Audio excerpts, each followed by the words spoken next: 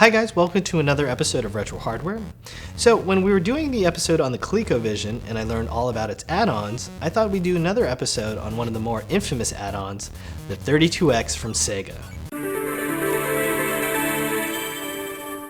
The Sega 32X came out in 1994 as an attempt to extend the lifespan of the aging Sega Genesis / Mega Drive. Sega had put up a solid fight during the 16-bit wars, but it was starting to get its butt kicked by the Super Nintendo. Also looming on the horizon was Sony's first entry into the video game console market, the PlayStation 1. Not to mention Panasonic had the 3DO, and Atari had the Jaguar. So, on January 8, 1994, Hayao Nakayama, then CEO of Sega, ordered his company to make a 32-bit cartridge-based console system that would be in stores by Christmas 1994. Now, Sega back in the day had this habit of naming their video game projects using planets in our solar system.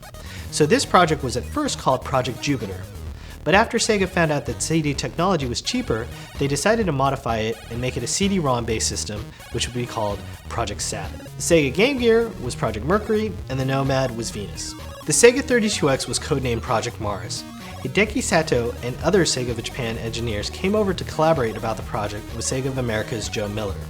Sega of America was going to spearhead the project. Since it was mainly a US developed product from a Japanese design, the 32X actually came out in the States first in November of 1994.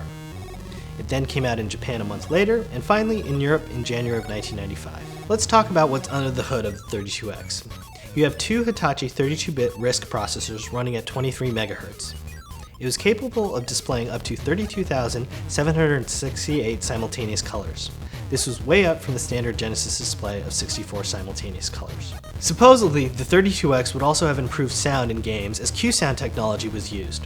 However, because of the difficulty in programming 32X games, many games just use the standard Genesis sound capabilities.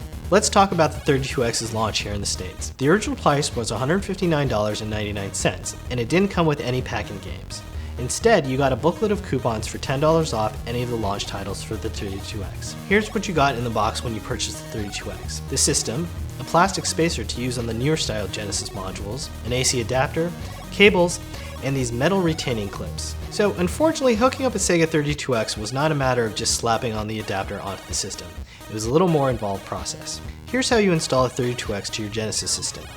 If you have this version of the Genesis, you'll need a spacer piece. You plug in the cables here, and you'll need two AC adapters, one for the Genesis and one for the 32X. And here are the notorious metal clips. If you think of your Genesis cartridge slot as a mouth, then these things are like retainers that keep your mouth open. You put the 32X on top over here, and a 32X game cartridge goes in here. Personally, when I first bought a 32X, I had a lot of issues getting it to work. I thought it was a bad contact issue, so I did a lot of the whole blowing into the adapter like it was a Nintendo cartridge. Eventually, I found a nifty repair guide online on the 32X. Apparently, there are these two wiring connections that often get disconnected or weren't even properly installed correctly in the first place. Let's talk about games.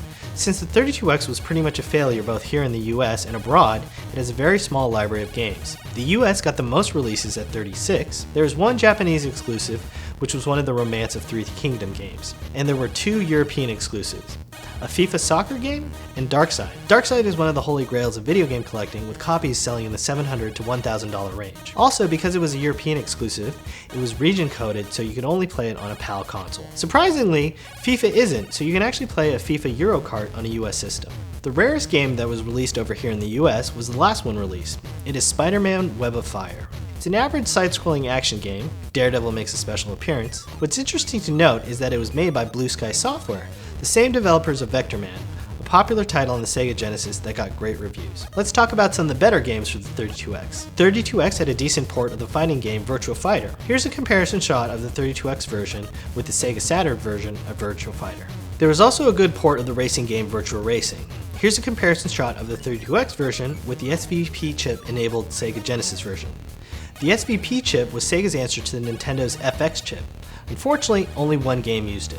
Here's a comparison shot of the Genesis Mortal Kombat 2 with the 32X version, where you can clearly see the increased color palette of the 32X. Mech fans might enjoy the game Metalhead, which isn't a game about heavy metal fans, but it's a game in which you control a giant mech and go on missions, destroying tanks and other vehicles. 3D shooter fans had Shadow Squadron and the Star Wars arcade game to enjoy.